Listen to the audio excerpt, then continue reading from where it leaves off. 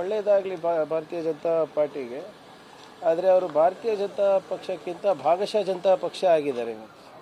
ಯಾಕಂದರೆ ಅವರ senior leaders ಯಾರಿದ್ದಾರೆ, ಯತ್ನಾಳ್ ಅವರು ಇರ್ಬೋದು, ರಮೇಶ್ ಜಾರಕಿಹೊಳಿ ಅವರು ಇರ್ಬೋದು, ಇವ್ರು ಯಾರೂ ಕೂಡ ಅದರಲ್ಲಿ ಭಾಗವಹಿಸೋದಿಲ್ಲ.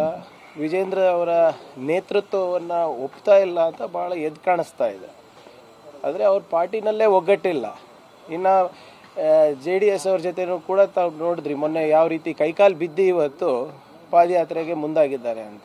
ಸೊ ಮಾಡಲಿ, ಇದು ಭಾಗಶಃ ಜನತಾ ಪಕ್ಷ ಏನಿದೆ ಮಾಡಲಿ, ಪಾದಯಾತ್ರೆ ಮಾಡಲಿ, ಹೋರಾಟ ಮಾಡಲಿ. ಆದರೆ ಮತ್ತೊಮ್ಮೆ ನಾನು ಆಗ್ರಹಿಸ್ತಾ ಇರೋದು ಇಷ್ಟೇ, ದಾಖಲೆಗಳು ಮುಂದಿಟ್ಕೊಂಡು ಮಾಡಿ.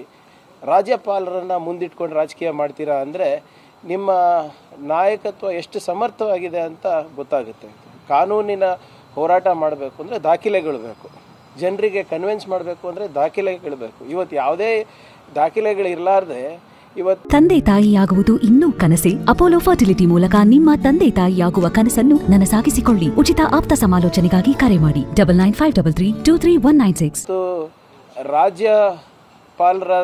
ರಾಜ್ಯಪಾಲರ ರಾಜಭವನವನ್ನು ನೀವು ನಿಮ್ಮ ಪ್ರಾದೇಶಿಕ ಕಚೇರಿಯನ್ನು ಮಾಡ್ಕೊಂಡು ಅವರನ್ನು ದುರುಪಯೋಗ ಮಾಡ್ಕೋತಾ ಇದ್ದೀರಾ ಅಂದರೆ ಎದ್ದು ಕಾಣುತ್ತೆ ನಿಮ್ಮ ನಾಯಕತ್ವದ ಕೊರತೆ.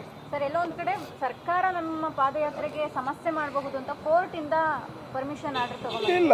ಹೋಮ್ ಮಿನಿಸ್ಟರ್ ಅವರಿರ್ಬೋದು, ಮುಖ್ಯಮಂತ್ರಿಗಳಾಗಿರ್ಬೋದು ಹೇಳಿದಾರಲ್ಲ, ನಾವು ಏನೋ ಪ್ರೊಟೆಸ್ಟ್ ಮಾಡೋದು ಅದು ನಿಮ್ಮ ಜನ್ಮಸಿದ್ಧ ಅಧಿಕಾರ ಇದೆ, ಸಂವಿಧಾನಿಕ ಅಧಿಕಾರ ಇದೆ, ಮಾಡಿ.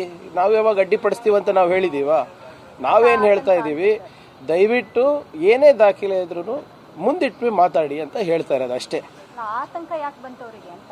ಆತಂಕ ಅವರಿಗೆ ಯಾರಿಗೆ? ಈಗ ಅವ್ರು ಹಾಕಿದ್ರ ಅರ್ಜಿ, ಪರಮೇಶ್ವರ್ ಸಾಹೇಬ್ರು ಯಾವತ್ತನ ಹೇಳಿದ್ರ ಇಲ್ಲ ನಾವು ನೀವು ಮಾಡಬಾರ್ದು, ಇದು ನೀವು ಪ್ರತಿಭಟನೆ ಕಾನೂನು ವಿರುದ್ಧವಾಗಿದೆ ಅಂತ ಎಲ್ಲಾನ ಸ್ಟೇಟ್ಮೆಂಟ್ ಕೊಟ್ಟಿದ್ವಾ? ಪರ್ಮಿಷನ್ ಹಾಕಿದ್ರೆ ಕೊಡ್ತಾ ಇದ್ವಿ. ನಾವು ಯಾವುದೇ ಅಡ್ಡಿಪಡಿಸಲ್ಲ ಅಂತ ಹೋಮ್ ಮಿನಿಸ್ಟರ್ ಇರ್ಬೋದು, ಚೀಫ್ ಮಿನಿಸ್ಟರ್ ಅವರು ಇರ್ಬೋದು ಆಗಲೇ ಹೇಳಿದ್ದಾರೆ. ಈಗ ನಾವು ಮಾಡ್ತಾ ಇದ್ದಾರಲ್ಲ, ಮಾಡಲಿ ಪಾದಯಾತ್ರೆ. ಯಾರು ಬೇಡ ಅಂದಿದ್ರು? ಓಕೆ.